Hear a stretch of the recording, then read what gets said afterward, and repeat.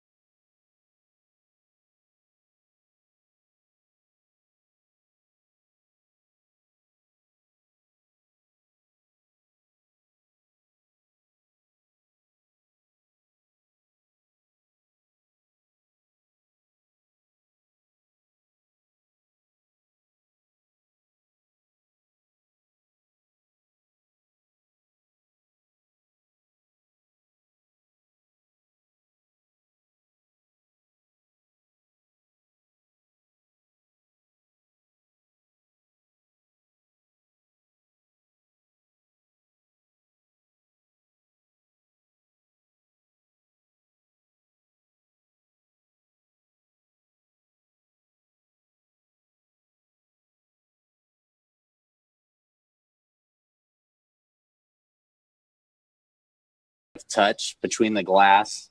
I obviously try to offer both repairs, but as most people know, they always want the cheaper repair. I mean, it doesn't matter if you tell them, I'm going to sell you this one that's going to fall apart in a week or this one that'll last forever. They're like, oh, $10. I mean, I'll take the copy. But I see a lot of issues. I see screws that don't stay tight in our copies, coming back, and my home button feels loose, and it's like one of the screws isn't even in the frame still. And I know the guy that did the repair didn't leave it in there half-assed. I mean, he, at least I don't think he did.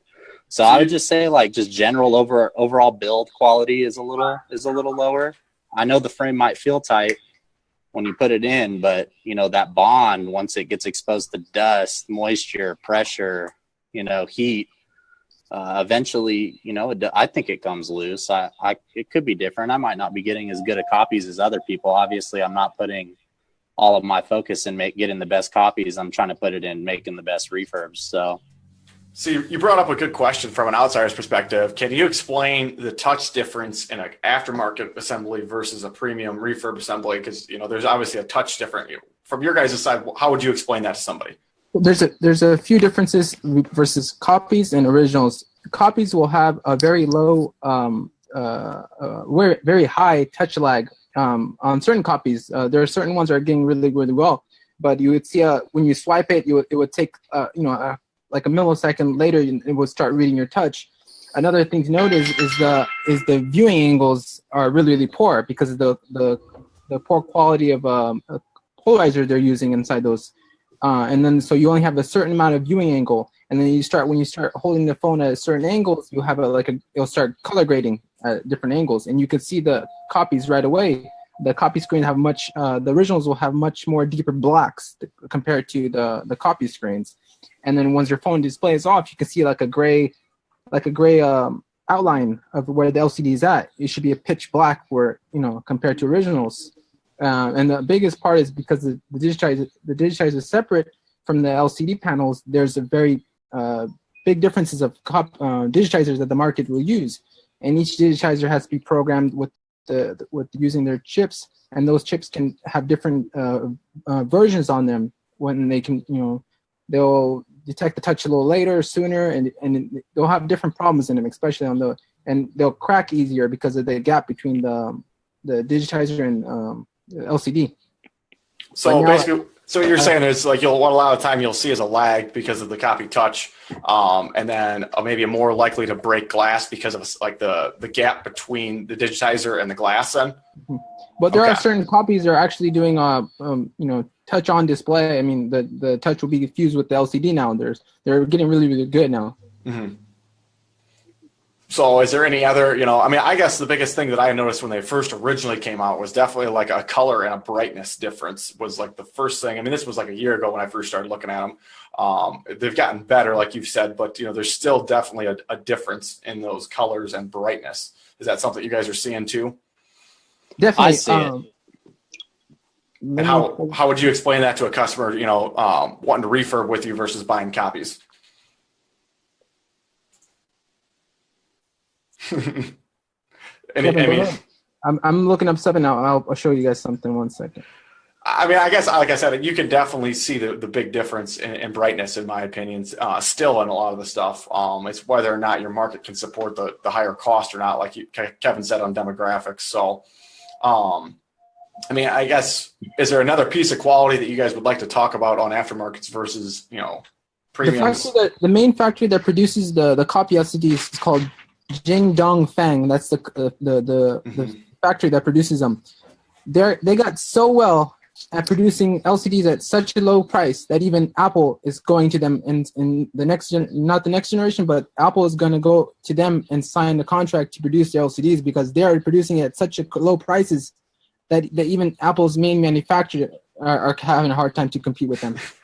And do you know which brand LCD that factory is producing? I believe it's Sharp LCDs. Okay. Mm-hmm. So that's a very interesting information that they must produce them in such quantities at such a low price that Apple's going to them. But remember that Jingdong Fang is a state-owned enterprise. That means Chinese government owns it. Okay. So they have instead of the Apple cannot raid them. The Apple cannot stop them because it's a Chinese state-owned enterprise. So they have legal power more than those other companies that got up and went out because of those legal hurdles. Mm-hmm. See, that's interesting. I would have no idea about that before. I had no input on that by any means. That is crazy. That's some great information. Yeah, that's some seriously great information. So, I mean, is there anything else you guys want to talk about when you compare your premiums to your aftermarkets, or anything that you really want to highlight? We've talked about, color issues and touch issues. Is there anything else that sticks out in your mind right away besides? Another thing is especially when you start having suppliers contact you and says, "Oh, we can sell you, cold pressed frames and stuff like that," and then people are not understanding that there's differences even in those cold pressed frames. You're having difference of glass, difference of frames, and a lot of times people are not understanding that, it's cold pressed, but some people have poor quality cold press. There's a difference because the way it's manufactured. When you manufacture a cold press, because we had our own cold press, and then the only problem we would have is that when you would bond the glass to the frame, is the frame is really too smooth for the adhesive to hold on to. So with the fact the premium manufacturers of those cold press frames will have it's called a burner, and basically you put the frame into a mold, and then literally a blowtorch will go across the top of the frame, and then that blowtorch would like burn off a little layer of that frame, and that would make it have more not poles, but pores into the plastic for the adhesive to sink in and grab onto the frame harder. And you can notice the two differences of frames. If they don't use that step, it breaks off much easier. So they're basically trying to speed up the process. Is that what you're saying?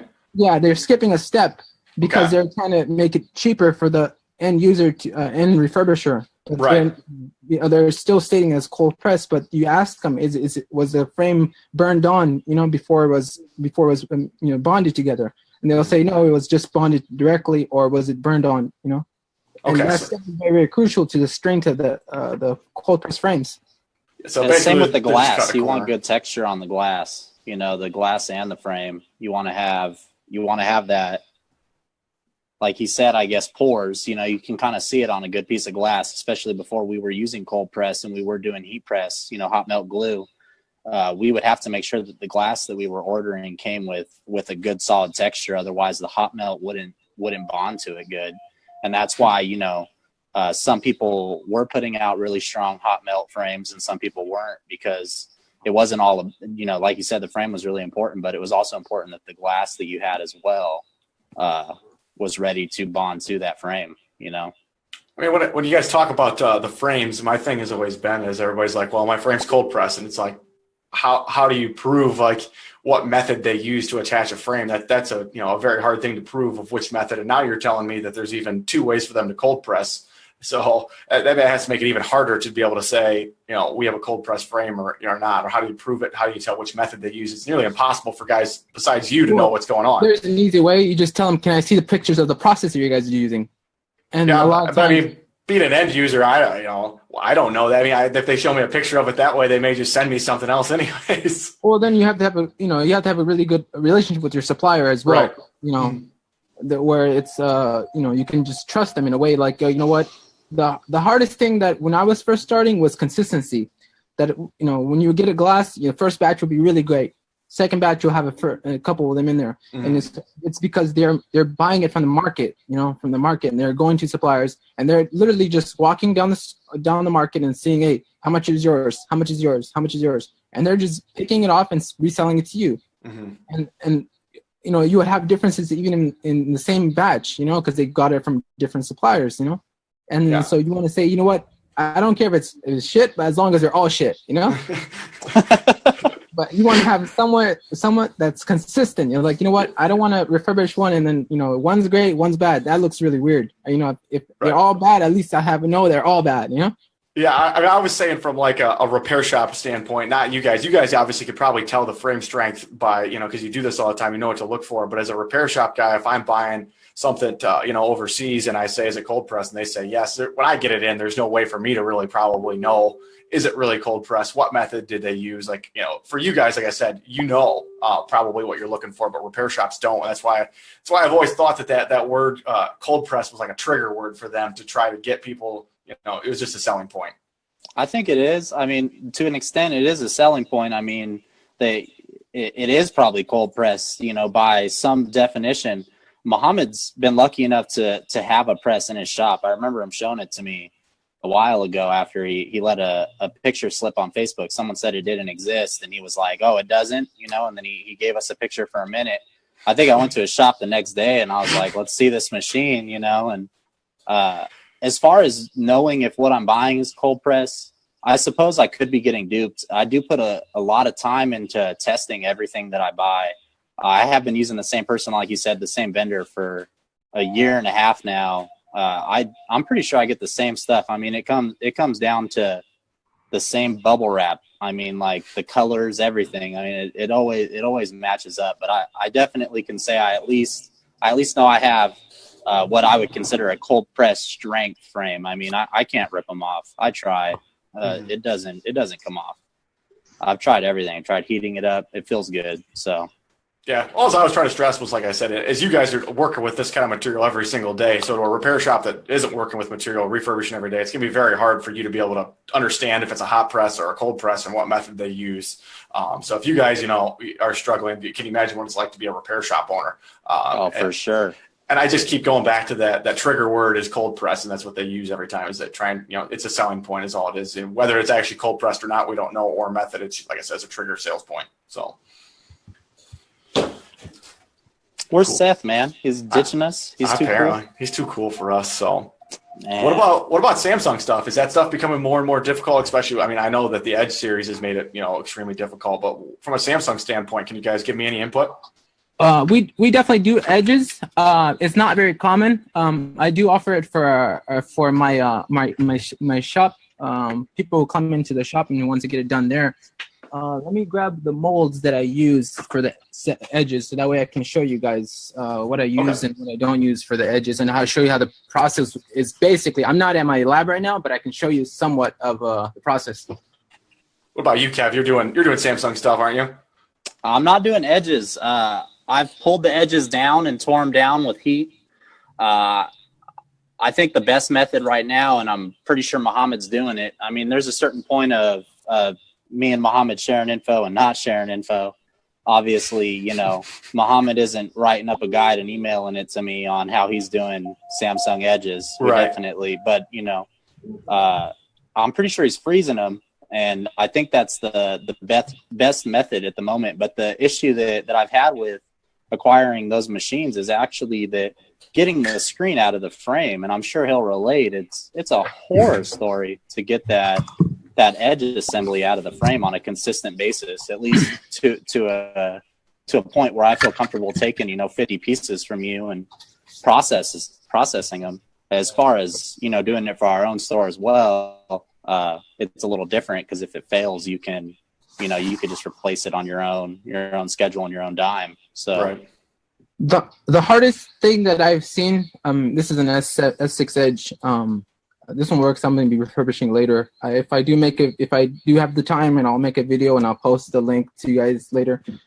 The hardest thing about the S6 Edges is not the refurbishing part. It's actually taking the damn frames off the LCD. All right. This is probably, if you get the frames off, you're halfway done, literally. Mm-hmm. All right. What I usually do is I just put on a heat plate and start, right in between the cracks. I have this metal, like this little pry tool kind of thing. It's very, very thin, and I kind of pry a tool, and I just I squirt alcohol between those edges, and that usually, it's gonna take time. You just have to work at it, and then once you separate it, you have to have a freeze machine for this stuff, for the S7 edges, because you don't want to take malabedium wire near it. It's not worth it, because they're so thin, they damage so easily. This is the mold that I use for the S6 edges. This is a mold I put into the actual freeze machine. This goes into the freeze machine, and this cools down with the temperature, and you can see that it has the curved edges where it touches the glass, and then it freezes the Oka. And this freezing, it crystallizes the Oka, and you can just smack it and it comes apart, literally. Or I use it as a playing card, and I go between the glass and the digitizer, and it separates it and it pops right out, literally. And then what I usually do is, here's the next step, is to, here's another one. So this is the alignment mold that I use. So the LCD would literally sit in here. Once you separate it, you clean it. I'm pretty sure a lot of you who are to this step know how to clean the LCD. So you'll clean it. For the S6 edges, I would recommend anything that's not metal. You don't want to scratch it, because you want to preserve the polarizer as much as possible. You don't want to scratch that. If it's very, very faint scratches, usually even the Oka will hide it. But anything deeper than where you can feel it in your nail, it won't hide it. Oka is not that forgiving. Loka is. But here you place the LCD into here, and this is basically your alignment mold to align the glass onto there. I personally don't put the OCA onto the LCD. My supplier, I'm lucky enough that he does it for me. This is the glass that we use, and this glass comes pre-installed with the OCA on there. Biggest step is putting the OCA back onto the glass. And then let me see if I can open one up for you guys. This is like a whole other world to me, because we don't touch Samsung stuff. So I'm like a fifth grader watching a 10th grade test go on right now. So this is the glass that we use. You can see that there's the OCA is already on there. Wow. Yeah. So this saves a lot of headache, especially with bubbles concerns. And so all you do is just put a pull tab, pull it down off it, and just place it into a alignment mold and align it up and touch it in the middle. Simple as that. And then are you using an airbag laminator when you put that in the autoclave, or I use what? I use the airbag ones. Yeah, I have 3 different laminators, so I use everyone's different for everyone. Right. One of my main guy prefers the flat laminator for everything. He swears by it. I prefer the airbag laminator. I would use an airbag if I moved into Edge series myself. Yeah. And so, the next step it would be to laminate it. Obviously, and you're going to put it into your vacuum laminator, and you can't just place it in there because the edge. So use one of these ones. This pad. It's actually silicone, made out of silicone, and it has curved edges. So that way, when you place your LCD bonded to your glass now, into like that, and then you put this into the press where it presses down and vacuums it, and it gets nice edges. So can you guys talk about laminators for a second? Because you went way over my head for a second there of like airbag to normal or flat. Like I guess what's the difference in that process? Well, there's 2 different types. That I know of that are on the market. There's one that are flat laminators, which means they use an aluminum plate that comes down and touches the glass, and this the step would be that when you press the machine on, it's going to close down, create vacuum, and press down onto the glass, right? And it bonds the glass with the LCD. And then if there's any vacuum gaps in there, the autoclave will remove it. The other type is having actually it's called a balloon type, where on the bottom of the press is not actually a plate, it's actually a balloon, and that balloon inflates onto the LCD instead of the flat metal plate. Instead, just do 2 different types. It gets the same job done, really. Some people prefer the balloon type. Some people prefer the plate type. The only thing on the balloon is that the balloon will not have a sense, like it doesn't sense that it's touching the LCD. The plate ones will have like a pneumatic pressure where right when it touches the LCD, it knows that it's touched it. So it won't apply any pressure beyond that point. The balloon types won't have that.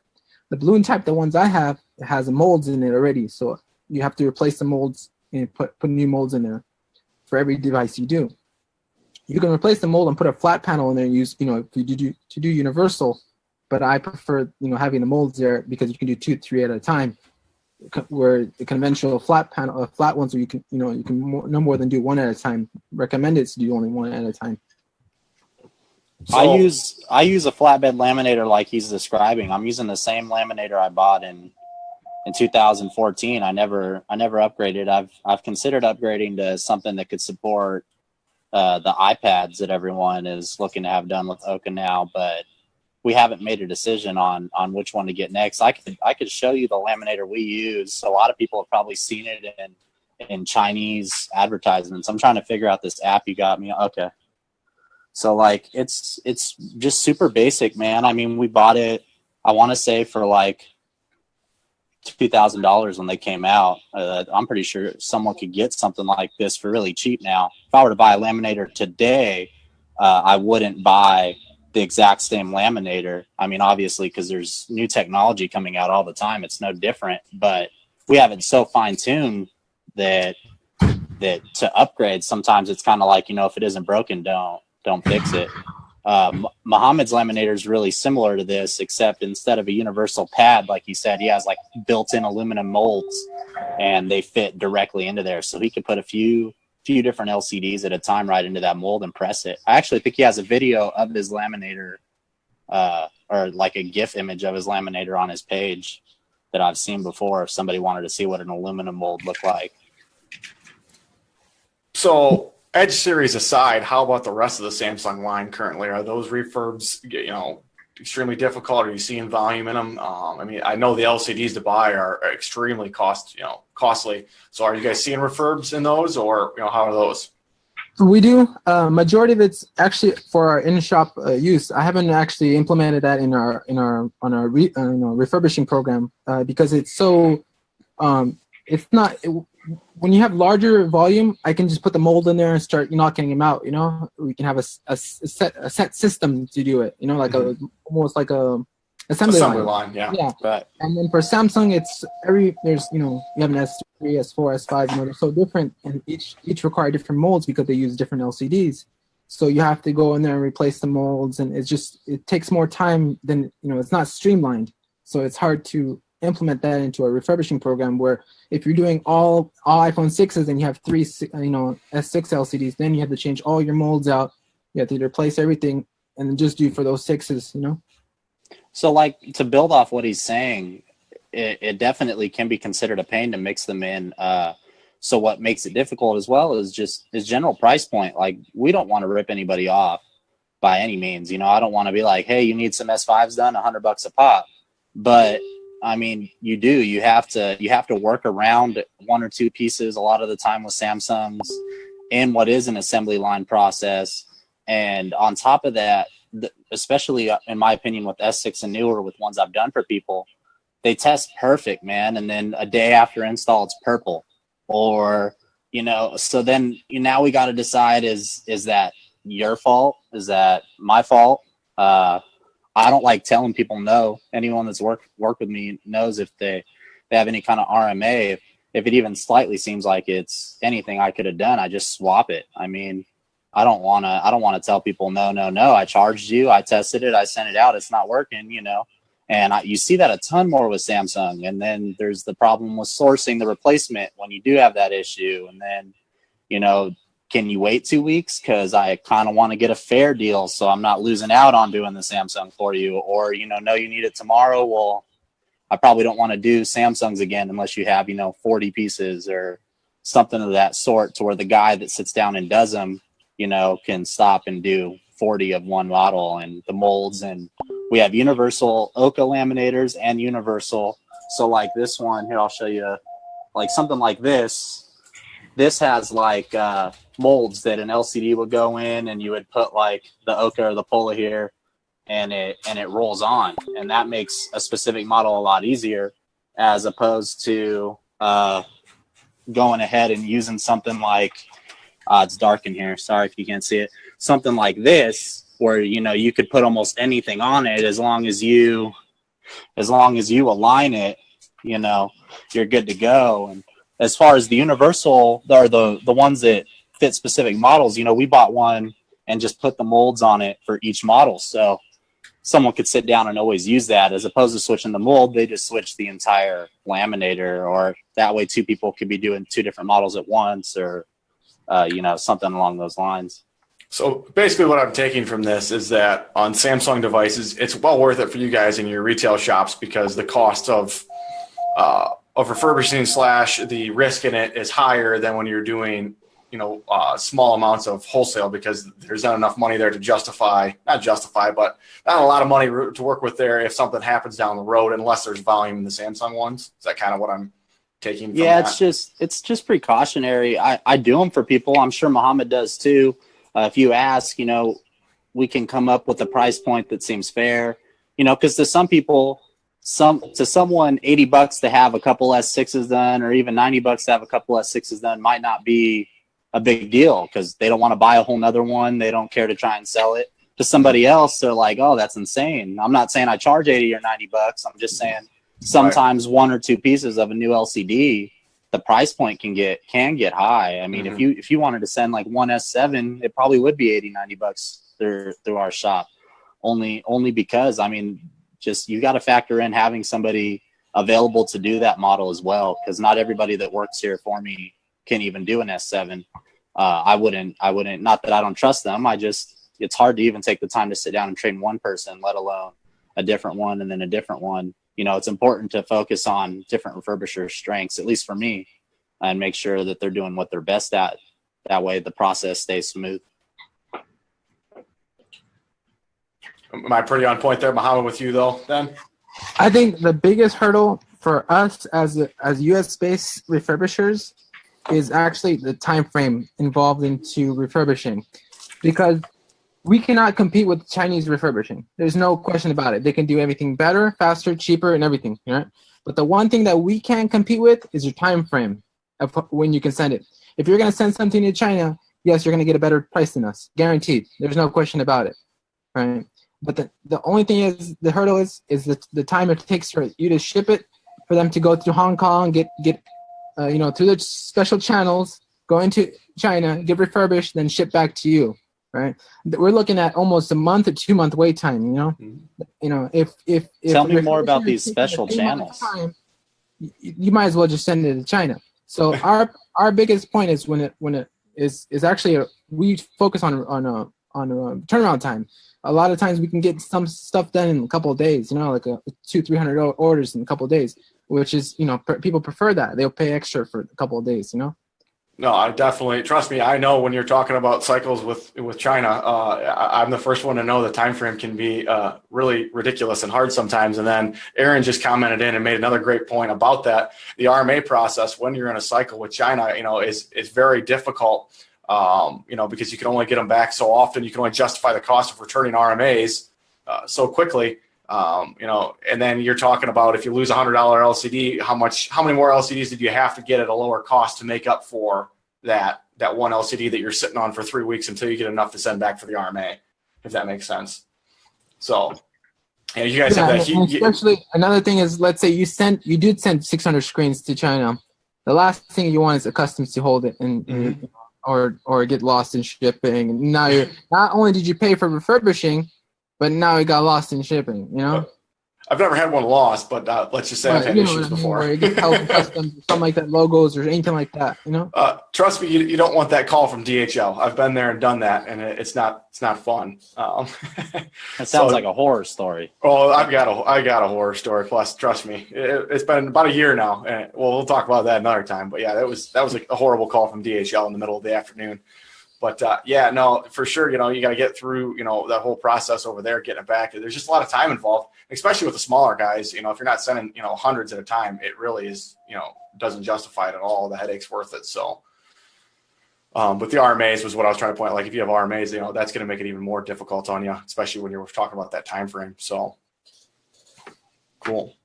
So I think a lot of U.S.-based shipping, refurbishing companies, I think the best thing they can compete with is just a time frame. And if you can get something in and out much faster than what they would justify them sending it to China, I think you're winning. And that's the only point where they would actually deal with you, is because you're giving them a better turnaround time than they would do with China.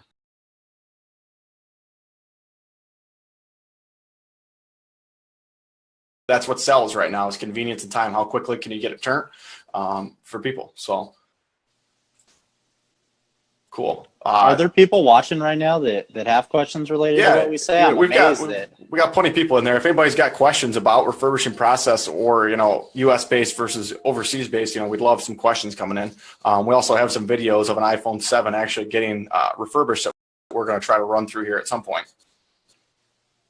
So. Does anybody have Seth's phone number that's in the chat? If you have Seth Afterburn's phone number and you're in the chat, all of you call him at once, okay? Tell him we appreciate him coming and spending this time with all of us. Yeah, leave it to Seth. No, I think he mentioned already he had a lot going on at this time right now. He just had a baby. I'll give him a pass. That's just fun to give a hard time. I think everybody here knows that.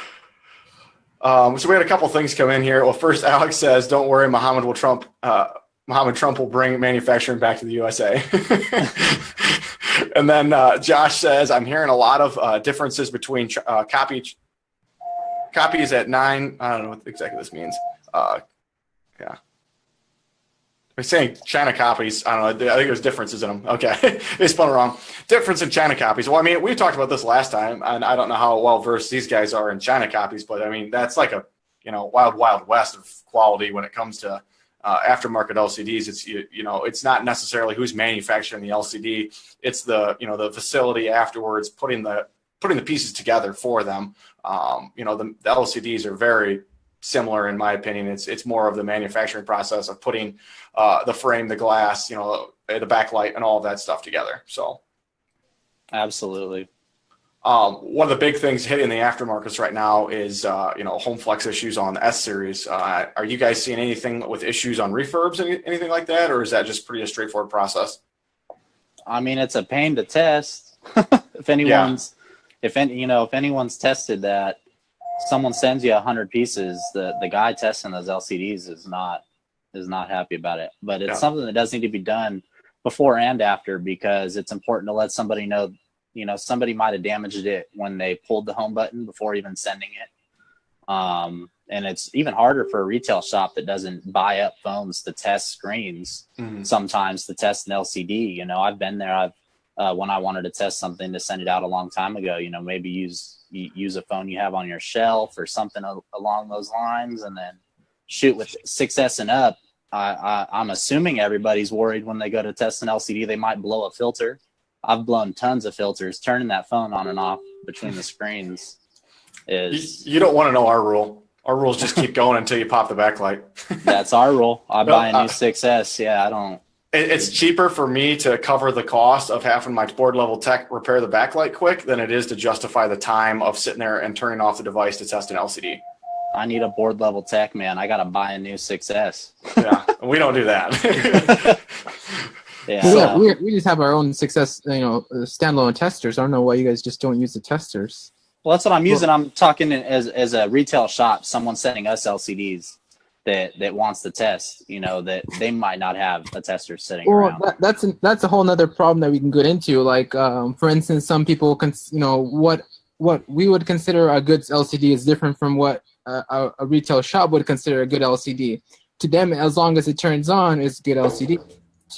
For us, we have to go in depth more, see if there has if it's has a aging pink blob in the middle, if it's if it's shattered beyond where it's not not refurbishable, if it's there's a different variants. If the backlight's been damaged already, we have to consider that all in our refurbishing stuff that we can offer you. But to some people, like, oh, it lights up, it's good to go. No, wait a minute, there's dead pixels in there, or any kind of problems with them. We have to take the hit for that because there's a difference of what they're educated to and what we're educated to. Yeah, coming from a guy who does backlight, trust me, I know there's some difficulties in that, and trying to explain to a customer a dead pixel versus pressure damage or backlight issue. It's very difficult, how to explain that it is a good LCD, but there is minor defects to it. And that's extremely difficult. So we had some, go ahead, Kevin.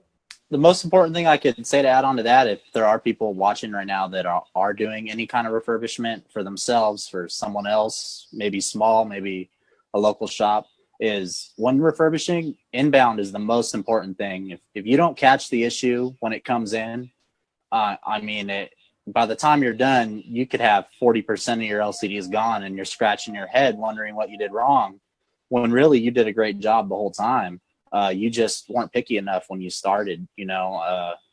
Anything could happen. These screens, some screens, you can tell they've been through it, man. Can you imagine how many times certain LCDs have been to China, to back, to me, probably to Muhammad, then maybe sold to you, and then you never know. So do you guys grade coming in for refurbishing on like iPhone, for example? Because like as a buyback guy, we grade coming in tier 1, tier 2. Is there like a grading scale or anything coming in, or like what passes, what doesn't pass? I say I deem it refurbishable or I don't. I let people know if it's an LCD, I think, if they had 10, 20 LCDs or something that I think they probably want back to sell to someone or something else, someone who it's still valuable, I recommend, that they sell them off. If I let, if they're just a bunch of broken screens, that I let them know that they want them back. Otherwise it goes into a big bin, just other broken LCDs, a graveyard. It's just, it either gets refurbed or I send it back to you basically. And if you don't want it, and you told me you didn't want it 2 years ago, I still have it. I got boxes full of stuff people didn't want that I don't really want either, that I don't know what to do with. So the way we do it is basic. When an order comes in, we have our testers, test them. I even certain clients that I feel like they're kind of iffy. Not no names being thrown out, but if they are iffy, I would actually take a GoPro and I would put it on top of my desk and actually record the whole testing process. I don't tell them, but just in case they ever ask like what's going on, but here's the video link, I uploaded it to your Mega, and you have it, watch it, and then we clearly under the video we clearly label each LCD, and it's sorted out, and it's all within the view of the video, so nothing's going in, no fishy business is going on. But some clients that we built the trust with, they don't second think us because of the trust that we have, and we wouldn't compromise that trust at all. So once the LCDs come in, and the ones that don't make it are not passable or they have damage or something, we wrap them up, we bubble wrap them, we put them in a box, and we label them whose was it, when the date they came in, how many screens were there, and basically print out a sheet of paper, and label those screens, and you put it in a box. And we let the client know, we do keep it for 6 months, and if they ever decide they want them, they can have them after that, within the 6 month period.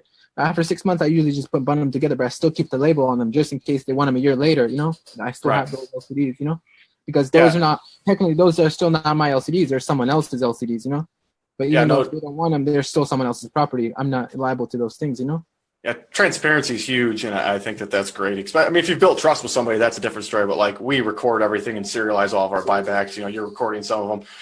It's just that transparency level, which is great. So we've had quite a few questions come in, by the way. First one's from Alex. Alex says, "Does the freeze machine not help with the EDS model for frame removal?" No. You still have to. These are much different because. The frame machine is only going to freeze the Oka.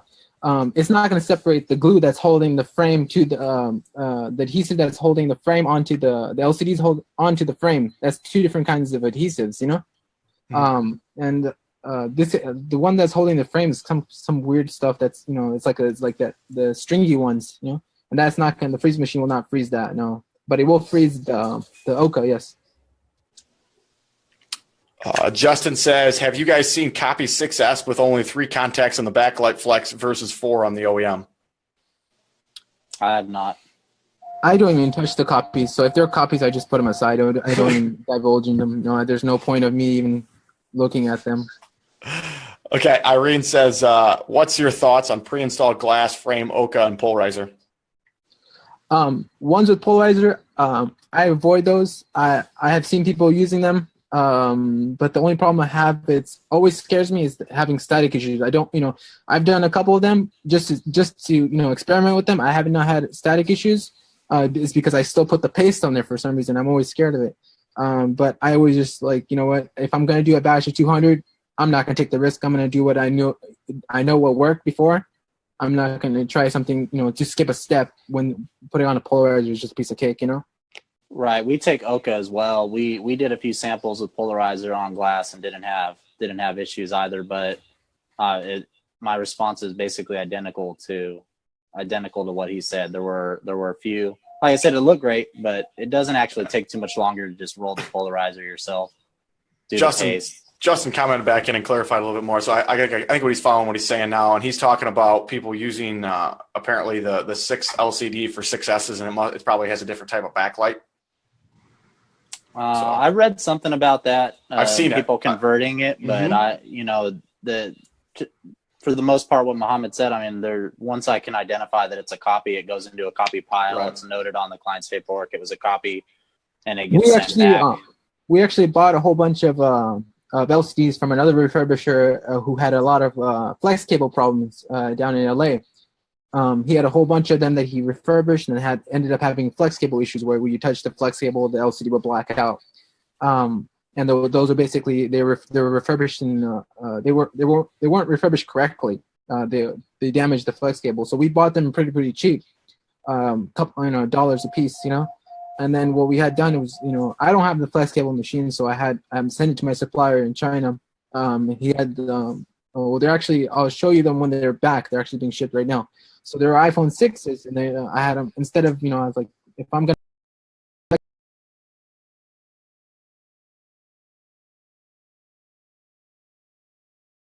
flex cable, I might as well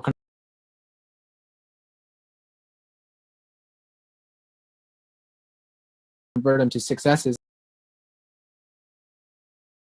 and see being converted to 6S's at the moment. So we'll see how that goes. But to the price point, it's kind of weird because the 6S, the flex cable itself is about $25 right now. Even in China, even my prices are $25. So that's kind of like, on the borderline of it's doable, if it's worth it or not worth it, if you send LCD, you have to consider, to China, if you're sending China to convert them to 6S's, is the shipping cost, to convert the 6s into 6S's to the replacement of the flex cable, and then actually getting the refurbished, and then the backlights. So if the cable costs you $25 to refurbish it, another $12, and the backlights another $20 for the backlights, so you're in it about $45, Plus is it shipping. worth it? Not worth it. That's your call. Some people would say, what, it's worth it because I'm still having a 6S. Some people would say, no, it's not worth it because you can get them for about, copies for. We're on the whole. We cycle back to that same question again. Is it worth it? Not worth it? So it's up to you at that point, because it's going to cost you about $45, $50 to convert a 6 to a 6S once it's all said and done. Yeah, I mean, that's a great point. And I think that, even the harvesting is still going on like crazy. I wouldn't be surprised if they're harvesting flex cables off of bad LCD 6S's and probably, charging $25 for those, or using them to remove and put on yours kind of thing. As I know the cost of 6S, bad is still up there. So that wouldn't be surprising. Now, that's some great insights, Mohammed, though, on somebody trying to do that, because I've heard it and I just was never, very informed about it. Patrick asked a question we talked about a little bit ago. Patrick says, why is it that on 6S screens that are copy, if the glass breaks, you lose touch, whereas an OEM refurb, you don't? I think you guys can explain that again quickly. Well, because it's separating of glass. If the copies ones, they'll have the digitizer fused with the glass itself, sort of like LG phones. LG phones will have the digitizer fused with the glass. So when the glass breaks, the digitizer breaks as well. And then that's why sometimes you'll see that the touch does work too. It's not always 100% that once it cracks, the touch goes out. Mm-hmm. But it's just the digitizer's basically fused with the LCD on the originals. And when it comes to a copy, it's a whole separate layer that's added to the mold. So basically, in normal, non-refurbisher's term, that on a copy, the digitizer is fused to the glass, and on a premium refurb, the digitizer is fused to the LCD. Yep. Okay. Just for easy man terms. Yeah, there you go. So, what did you guys think about pulling up some of these videos? I think they're good. We'll have to see what people say about how it looks. We were having issues streaming the. So I'm going to try to share a window here that we've got like 4 or 5 clips of an iPhone 7 being refurbished. Let me see if I can pull it up. All right. So I've got the window open here. Did it switch for you guys? Yeah. There we go. So why don't you give us a little pre-talk here, Kevin, of what's about to happen? Right now, that LCD is sitting on a hot plate. Vacuum's holding it down. The refurb tech's gonna separate it from the glass using some wire. I think a lot of people are likely familiar with this step if they've ever done a glass only and they did buy any of the equipment. I'm not sure if Mohammed uses a similar hot plate. That one actually used to be like an automatic hot plate, but we decided that function was pretty useless, so we mounted the piece that moved and just still do it by hand. I use the blue ones. Those are my workhorses. I've done literally thousands and thousands of screens on those blue ones, and I love those things. I'm using a lot of the same equipment I bought in 2014. I don't know how many times you've upgraded. I haven't had a lot of reason to. A lot of it's done me good from the beginning. So basically what's happening from simple man terms here right now is that's a vacuum. So it's holding the LCD down, correct? And then there's a wire going through. What Kevin, is that white like piece there? Is that just to protect the glass, or is that actually doing something that looks like a film or something in between the LCD and your machine? I guess the simplest way to put it, it's just kind of like a piece of rubber, and it's kind of giving a more soft surface to make the vacuum functionality better, because it needs to be airtight. So one shard of glass kind of making a lift on the metal surface would kind of create a loose airflow, and then the LCD wouldn't be held in place. That piece of rubber really helps keep the LCD in place, keep it secure, keeps breakage lower. Okay. And like the flex cables at the other end, like how careful do you have to be at the end of this wire when you get to that end? Like, is it like, what happens right at the last second? Because you watch him get real careful there. So I'm just curious what exactly is going through your mind when you're doing that. It's real important to keep the wire towards the glass. Try not to pull up. You don't want to tear through it. I think that's something a lot of people, who only do it occasionally might run into, damaging the flex during that process right there. Mm-hmm. I think after you've done thousands of screens, you kind of almost naturally have that pull, there. I'm sure Muhammad can relate. Once you've done so many, it's secondhand nature. But in the beginning, absolutely, you want to be as careful as possible with that part of the LCD when separating. Okay, let me pull up the second one here.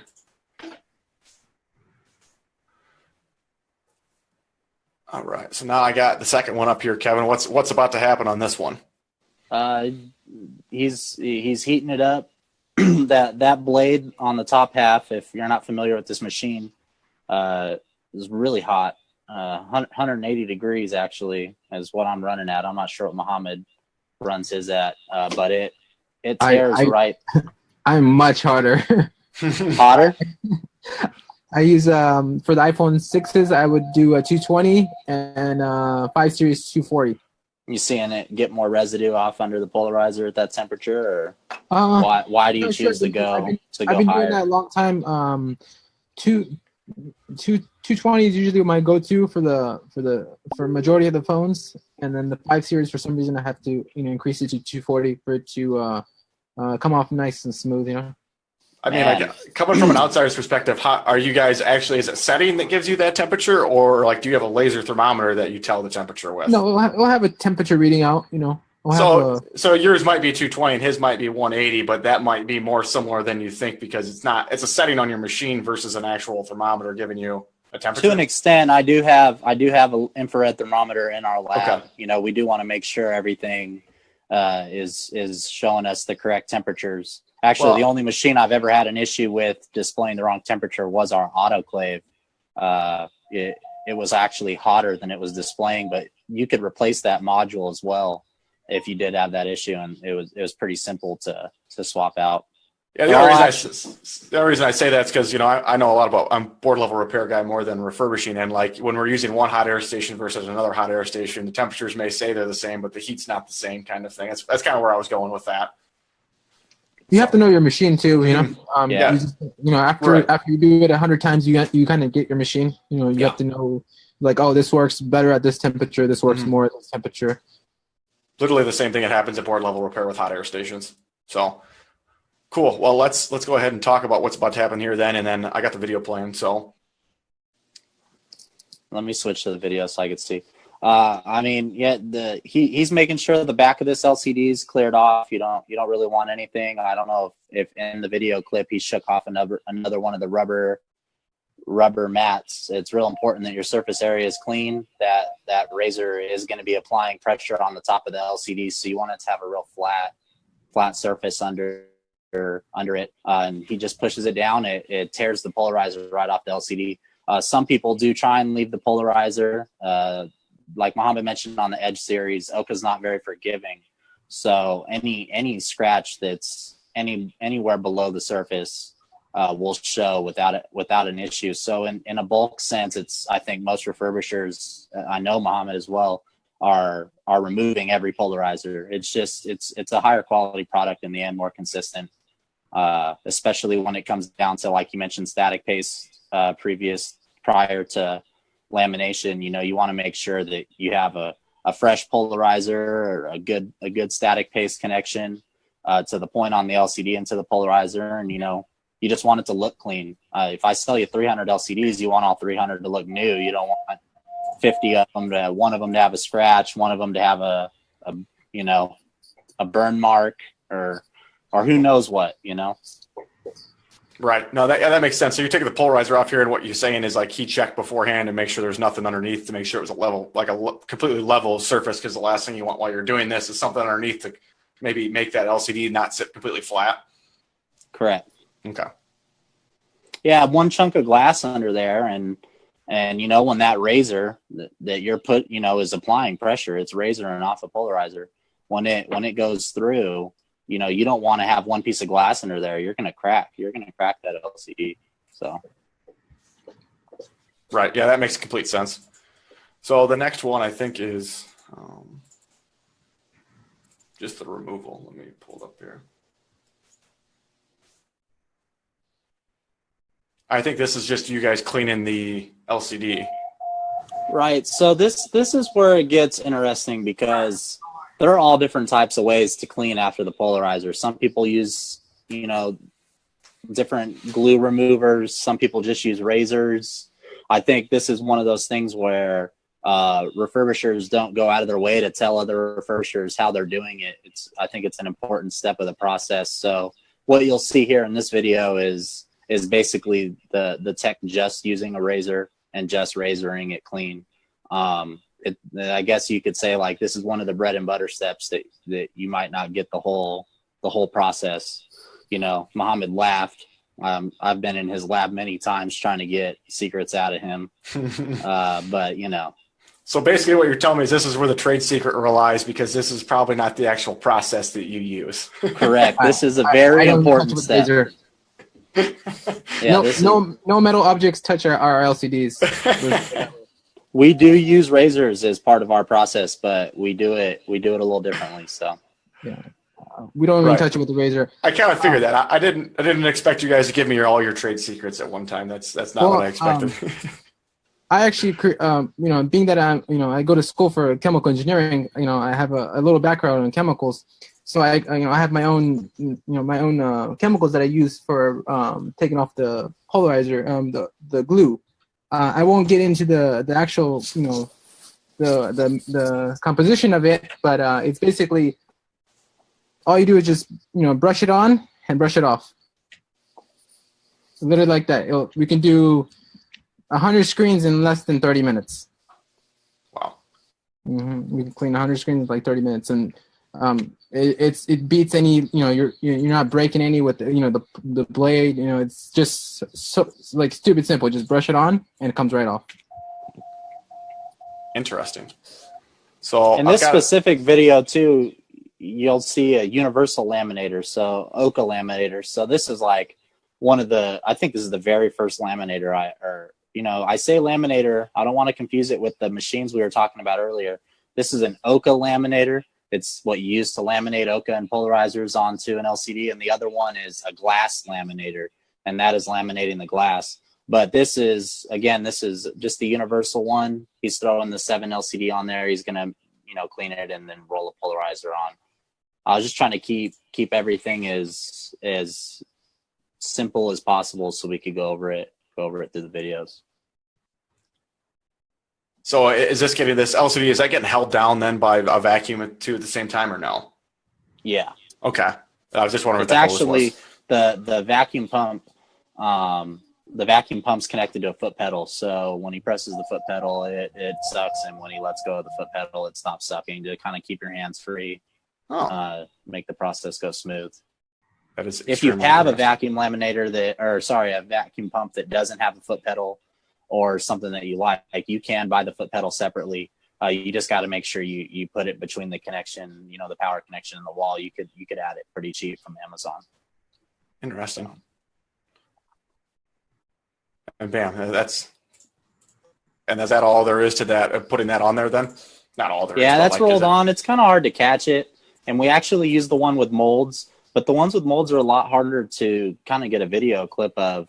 When we were trying to make you a few videos before doing this, we kept running into like angle issues and different things. And so this was a lot easier for me to semi get what was happening in the video. With the other one, all you saw was it go in, it move, and it go out. And a laminator like that, you're going to run into a lot of alignment issues because you can't stay perfect. The machine's age. With the newer ones that we're using on all the other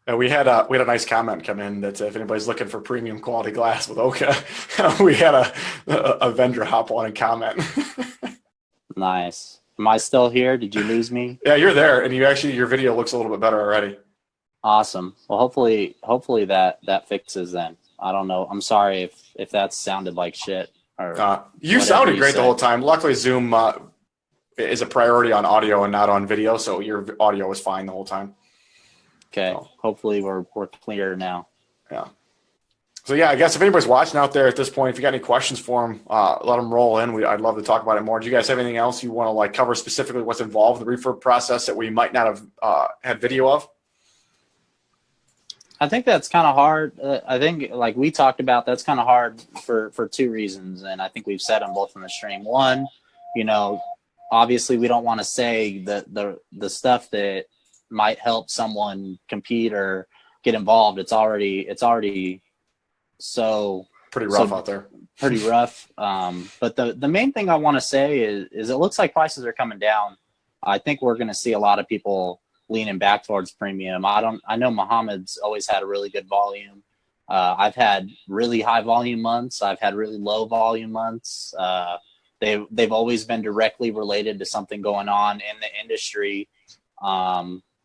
As far as I know, I think a lot of people will be seeing more refurbs soon though. I mean, the price cap's closing, and I know every dollar counts, but I'm definitely seeing things pick back up. So yeah, and I mean, right now, definitely 7 Series by far is Refurb's the best option at this point. Even copies aside on the rest of the series. I mean, the 7 is going to be getting bigger and bigger over the next 6 months, and that is, I saw the first article ever yet on a aftermarket assembly yesterday, but you still can't buy them anymore. So right now, your really only good option on 7 Series is to refurbish or recycle, one of the two. Sell the LCD off. So, do you guys feel that? Do you see that a lot? Then, like, do you? When the new series comes out, that a few months later, that's probably not maybe your highest volume, but like that's something that you're going to see a lot of because there's not a lot of copies out there yet. A lot of people are going to base the repair price on what the actual replacement LCD costs. And so they're not going to go, okay, let me go ahead and buy a $250 screen and install it for $159, so that way I can get this one refurbished for $50. No one's gonna really do that. They're gonna go, okay, the screen costs $250. I'm gonna charge $60-$70 on top of that to make a profit, and then I'll figure out what I'm gonna do with the LCD. The good LCD. There's a reason I'm racing to buy as many 7 LCDs as I can right now. But yeah, no, that makes sense. Yeah, go ahead, Kevin. You could go ahead. I could comment after. I was just saying, you're right. You make a great point that everybody, when they're pricing their 7 and 7 Plus repairs right now, they're not understanding the value of that free LCD they're pulling out. And if you're charging $159 and you get an LCD out that's good, and that you're refurbishing for $40, $50, $60, if the next one you put in you make $90 on, they're just seeing that upfront loss right away. What happens when you run into a broken LCDs, and then you start? We play the odds. I don't do good LCD, bad LCD. I figure out where my safe point's at, and that's how I base all my prices off of. Okay. I would say that's real similar to, I guess the best comparison I have right now, just because it applies to my life, is kind of like a poker bankroll. If you're doing it with one LCD, eventually you're going to go bust though. You're done. You got one buy-in. It might work 2 or 3 times, but eventually you're going to lose once, and then it's over. If you have 10 or 20 LCDs to cover your expected 5 to 10 repairs throughout the cycle, yeah, you might lose a couple, but in the long run, in the variance, you're going to see it. And that's why you'll see a lot of bigger refurbishers say, that quantity is important, because I need to have enough LCDs for when I do run into potential issues or RMAs or unexpected anything, to make sure that I can just cover it. I don't call you up and say, hey, half of it's done. Sorry, here's the other half back. I've heard of people saying that. It just doesn't work like that for me. And I think, it's probably why, people do send LCDs. They want somebody who understands that and takes care of them on that level. As far as the question before too, with, when a new model comes out, do we see higher volume because there's less access to copy and purchasing in the market. I would say it's pretty relative to what everyone's seeing in their stores. Mm-hmm. So, I would say a lot of shops right now aren't doing a ton of 7 and 7 plus, maybe more this week or month or the last few weeks than they were a month ago. But, people just like your customer that comes in and gets the repair done by you, they say, and they decide not to, and leave and wait for a lower price. A lot of shops do the same. At least in my experience, they would rather sell me the 7 LCD than have it refurbished. And I tried a couple things to combat that. I tried a really low price without a guarantee on the LCD, just in case we did run into an issue. But then the customer that's sending, if you told your customer in your store, oh, your screen might not work, but it'll be cheaper, they're just as scared as you are. So that didn't really work out. And, at that point, you just got to find that price where, I think it's important too, if you're refurbishing, that you take notes. Like, I know how many LCDs I'm losing on average a week, a month, compared to my workload, or if I am losing LCDs or if I'm not, where I'm losing them. If you don't take notes and figure out where it's going wrong and where it's going good, you're asking to light money on fire. I would be amazed if I couldn't find you a refurbisher who just went balls to the wall refurbishing and in 3 months realized, oh shit, where is all my money and where are all my LCDs? Because, you got to track it. You got to make sure you know what you're doing before you take in 100 of somebody else's things. It's LCDs things. It's just important to know that kind of information, and the price has to be reflective on that, and I'm guessing that's besides labor, of course, partially why China can go so low and just guarantee every single thing you send them is, God, I can't imagine the amount of screens they're pushing through those factories out there. So they're not even, I doubt they even care if it's yours or someone else's. As long as they get you a good one back, you don't know the difference, and you probably don't care either, as long as you get a good one back. And on that note, we do mark everybody's LCDs and send you your LCDs back as well. Just as a general rule here, if you sent yours, you get yours back. I don't like to mix them all together and just send you, what could have been someone else's for whatever reason. I just think it's important to send you back what you sent us. So, especially when a customer too sometimes decides, oh, I don't care about the PenQ on my 5 series, refurb it, I'm going to use it. I've had people say that. And in the end, if they want it refurbished, they want it refurbished. I'm not gonna tell you no. I don't know if they discount it or what they do, but if it works for them, it works for me. That's what I'm here for. So what about in like your guys' retail shops right now for iPhone 7? Do you have a good LCD, bad LCD price then? I only have full replacement. I don't play I'm gonna give you a good deal because I got a Refurb lab next door game. That they're separate businesses completely, with separate schedules and so basically if you pull a good LCD, that's just a bigger win than absolutely. It gets, once it's pulled, if for whatever reason we don't have some on stock, because we do stock the 7 and 7 plus, just a few pieces to make sure the cycle's moving, we do a sideways, slide it into the Refurb lab, get it done, help the customer out thing. I mean, that is an advantage of being a door away from our store. But in the end, no, that's our retail store's LCD. If it chooses to refurbish it or sell it to us, however, we choose. It's kind of funny because, it's like talking to myself, like I've got multiple personalities, but, it is separate. So I have seen that before, and I have seen, actually, that's something that I've gotten worked up on. I don't know if Muhammad has. I've seen people get really mad at people who can refurbish in their store for having a lower price. And I think that is up to the store if they want to offer that discount to their customer to try and curb their market. But you can't hold it against them. It's funny. People say, oh, how could they do that for $60? Well, I mean, man, I'm doing it for 35. It's like, I get a lot more. I'm not doing it for one piece. So, to each their own. Everybody kind of has a different structure. Muhammad said he does the edge class only, but I doubt he tells the customer, oh, I'll do this edge class only for $89.99. I got the freeze machine in the back. He's going to make his margin and make sure that,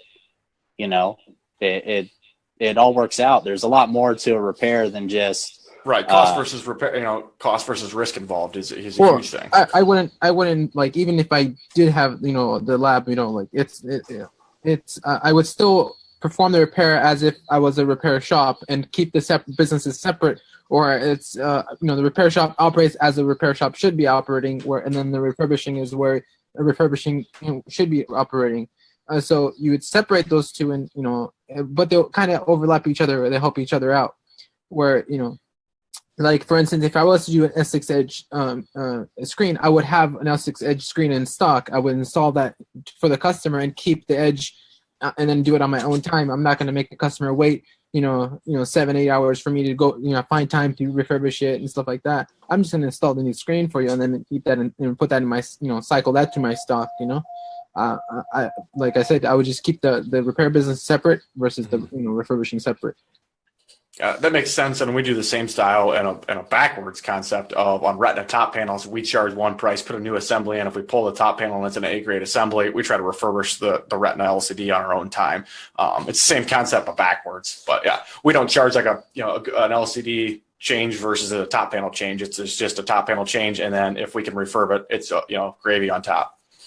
Yeah, I don't want to sound greedy or anything, but I want my repair store to make a full profit, and I want my refurb business to make a full profit. I don't want to burn anybody, but I mean, that's why I own two businesses. It's not a personal thing. I'm sure everyone can relate. Yeah. We are here to put food on the table. So that's the ultimate goal. So yeah. Cool. Yeah. If anybody else out there has any questions, let me know. Is there anything else you guys want to run through tonight? Nothing specific that I could think of. I will say, if you are refurbishing, I don't spend as much time in the LCD refurbishment groups as some people who are here might have seen before. I don't have the time to be in there, but I don't mind answering questions. So I'm just, if you do need help, I'll do the best that I can to help you. In the end, I want to be part of a healthy refurbishment industry. I don't want to be a part of an industry where you're worried I'm going to steal your LCDs, or you're worried I'm going to send you copies when you send me originals. So I definitely want to help other people be to that same standard. I think in the end it is important that there are certain layers that we work together on, and like we've said a couple of times, there are certain things where I just probably won't tell you. I'll tell you a good method, but you're going to have some R&D of your own to figure out how to do it as fast or something along those lines. Well, when it comes to ethics, there's a reason why I have you guys on the stream. You guys are both spoke highly of from everybody, and that's the reason why we have you on there. So just so we don't forget, Kevin's glass only repair. And Muhammad, what's the name of your LCD refurbishment? LCDgurus.com. LCD Gurus. Okay. So Alex asked for a quick tour of the labs. We kind of looked at Kev's. I don't know if Muhammad's near his or if Kev wants to try with LTE to give us any more tour quick. I'm not in my lab. Okay. Yeah, I didn't think so. Yeah, we kind of saw Kevin's. I think for the most part, I think I've shown kind of where I'll show right now. We just closed the store. I've got people walking through here right next to me, and not a big deal. So I've got one last question. I left the best for last, and I would like to know what you guys think of like the iPad LCDs and what we're seeing on those in the future of refurbishment, because pretty much every iPad being made at this point is going to be diffused. Is that something one, we didn't see it for a long time in China, let alone in the US. Is that something that do you guys think China's going to be able to scale up and the US based refurbishers will be able to scale up? Because at some point we're going to hopefully need that at the way the iPads are going. I have plans. Go ahead. I've actually done the iPad Mini 4, I believe, the one that's fused. Mm-hmm. Yeah, I've done a few of those on my laminator, but the Pros and those won't fit in my laminator. I've done the Mini 4. I've done those. It'd be somewhat similar to iPhone, just kind of scale it up.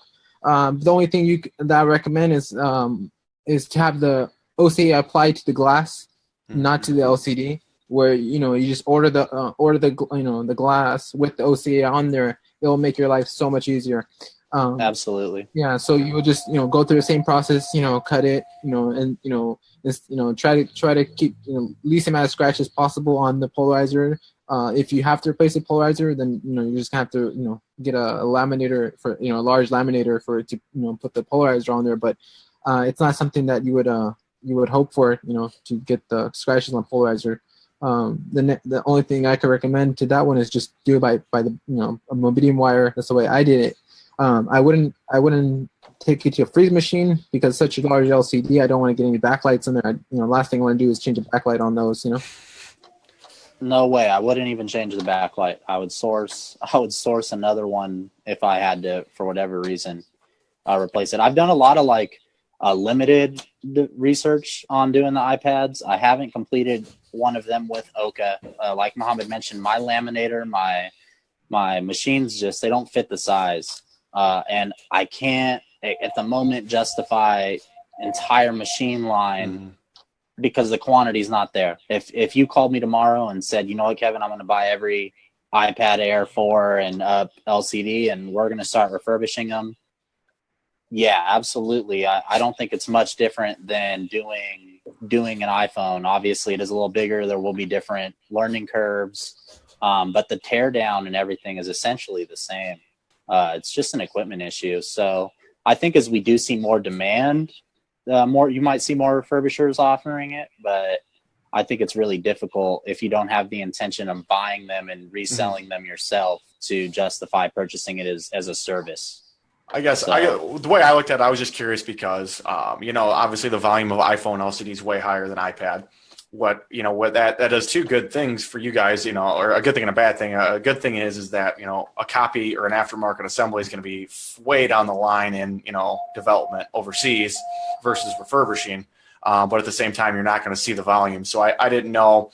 Because right now, like an iPad Air LCD is or Air 2, even from over from a China vendor is 110, 120, and you can buy back the LCDs right now for $15. So I didn't know if there's ever going to come a point where we think it'll be doable in scale in the United States, just because I think they're going to be delayed on the aftermarket LCD if they ever come up with an aftermarket LCD.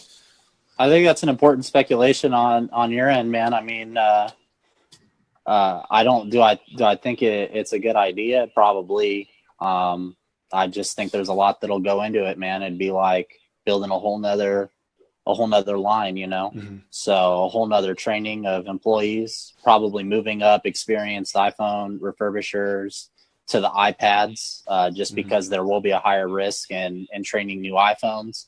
It's scary, it's a scary, I don't know if Mohammed's ever hired anybody and had terrible losses, but I mean, I've hired people and the money lost to those people would make you sick. So, it's scary, I guess. That's the biggest thing, to say. I would just need a lot of volume, like I mentioned, to really consider going in and taking the plunge. One question I did forget to ask was, how soon did you guys see like an iPhone LCD for glass only or a glass refurbishing after it came out? I started back, like I said in the previous, that I started right at the tipping end of the iPhone 4 when the iPhone 5 started. I was one of the beginners of the refurbishing.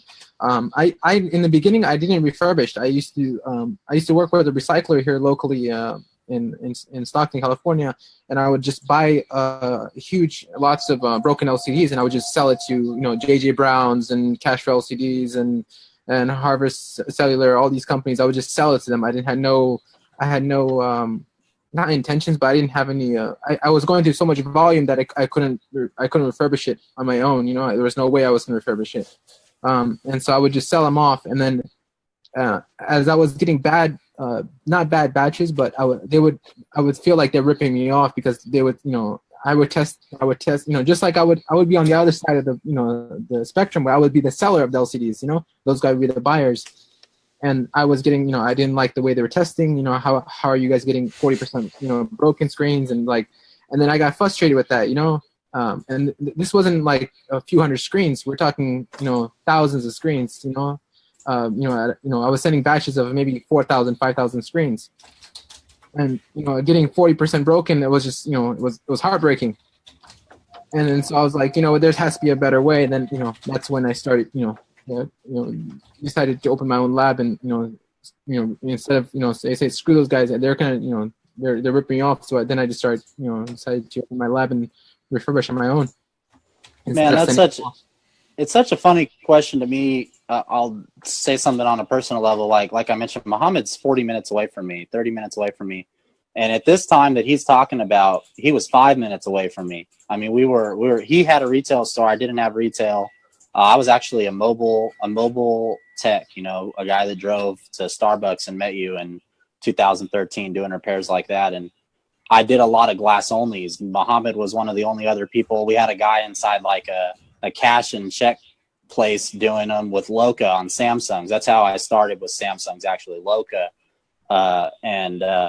Those LCDs that he's talking about, we were competing on buying those. I remember it. It's a funny topic to me when he talks about it, because I'm so related to him. And he ate it up, dude. He crushed me. He bought them all. This sicko. He bought them all, man. My suppliers dried up. But what's funny is the same exact thing for me. I was buying from the same similar batches of people that he was. I was reselling them in large volume. We were getting horrible test results. Same thing he said, 40-50% bad, and we knew that was garbage. It didn't matter that I was getting the most amazing deal on them. It was still frustrating that half of my resale was gone. So, we said, oh man, we're doing this with Loca and Samsungs. We know that Oka, from the R&D we did, is the only way to efficiently do this many iPhones. So just from there, it was just, we started basic and upgraded as we went. And, here we are now. Like I said, it's just so funny to me because for me and Muhammad to be the one you're asking this question, we started, I feel like, in the same neighborhood and the same story and the same path. So it sounds like you guys, started refurbishing for the same reason why I started buying back LCDs is, trustworthiness of, finding somebody to work with. I was sick of selling my batches off and getting 40%, Yeah. So. Yeah. And like you said, you sell 3,000 LCDs and someone tells you 40% of them is bad. You want to get on a plane. I'm not going to name any names. Not like I don't want to out anybody, but it's just not why I don't want a video of me trash talking anybody on the internet. So. I don't think you guys do this, but Kyle from Genius Phone Repair asked if anybody refurbishes Chromebook LCDs. I do not. I haven't. Some of the newer ones are getting more of like the Retina style, where it's fused to the top panel, and you have to remove the LCD. So I know that Kyle and those guys do some serious volume. So that was a good question, just interesting to ask. So I'd be interested in talking to you about it. If you want to message me, we could look into it. There you go. He's got some Dell and Acer models here. Kyle, you should just message Kevin and see what he thinks. So if anybody else has any questions out there, feel free at this time. So with Steve asked about iPad Air 2 refurbs, we kind of covered that already. Right now, it's the volume's just not there, from what I can understand, to justify the cost of the machines and labor / R&D to be able to pull it off quite yet. But we do I think we all kind of came to the conclusion that it may get there in the next year or so, possibly. But it's like right now, my most popular repair is an iPad Air. If that becomes an iPad Air 2, then my volume is going to go up, and it might be worth it for some of the refurbishers in the U.S. to look at dumping time and money into the machines. So, yeah, you guys have anything else you want to talk about? Oh, another thing I think I touched on it a little while ago. People saying, some refurbishers were saying, we'll go ahead and we'll kind of weather the storm, of these copy LCDs, and maybe something will happen, and the Chinese where they get blocked, or they an update will go out and get render them useless and stuff like that. Like, then we'll be back to refurbishing like we used to be a year ago. But remember, another thing to note is that the factory I just mentioned to you earlier is a Chinese state-owned enterprise. They aren't going anywhere. The copy screens are not going anywhere. They're here to stay. So it's maybe in my speculation on price gap closing, maybe we'll find out that they're making them damn copies for $2 and they'll beat the price no matter what. Who knows? like I was saying, that's the reason why Apple was actually going to them, and because they're a state-owned enterprise. They're not they're not regulated by any kind of labor forces or anything, so they can do it stupid cheap. They're literally like sweatshops for LCDs. When you say this company, you're talking about a company that's making the LCD core itself, correct? This Correct, company yes. isn't putting out an Apple framed LCD.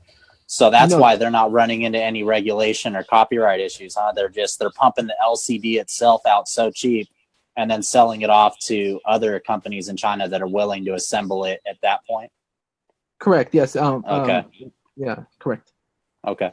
And you said you thought this was like a Sharp style LCD or A Sharp side. Yes. Sharp. okay, interesting. I mean that right there was the most interesting piece that I took from tonight so far, was kind of learning about that whole that is owned by the Chinese government. That is extremely interesting to me. If I'm killing the name, I apologize. Jing Dongfang. They actually produce more LCDs than Sharp and LG and Samsung. And Wow. that's the one I'm thinking of. That's just abbreviated as JDF, right? Yeah. Yes. Okay. But they produce more of a PC and TV LCDs. But they're now they're going into the iPhone's LCDs. Mhm. But they specifically make TV and monitors. So while we're talking about that, I guess a good thing to chat about would be like what they're calling an LG 1-to-1 display. And from my understanding, an LG 1-to-1 display is an LCD, like it's an LG display from another model phone, not an iPhone, that's the same size LCD that they're using. Am I correct on that? From what I know, it's still a copy screen. It's that the technology that they're using, it's identical to the way the LG was manufacturing the screens. Okay. I want to say the IC chip is what's supposed to be 1-to-1, right? He says the IC chip is 1-to-1. I believe it's IC chip, and the way the screen is, the actual circuitry of the LCD is identical to the way the technology that LG was using. Gotcha. Yeah, that was interesting. I know that's some information that we see all the time. All these guys are like, oh, LG 1-to-1s. I was curious on what your input was on that. So, all righty. Well, I don't have any other questions coming in. So if anybody's got any questions, speak now or forever hold your peace with the refurbishers tonight. Unfortunately, Seth could not get on with us, but this is Kevin and Mohammed did a great job walking through that iPhone 7 display tonight. We had some great information. It was really cool to see that process. So you guys hang on for a second. I'm going to go ahead and turn off the Facebook Live notification.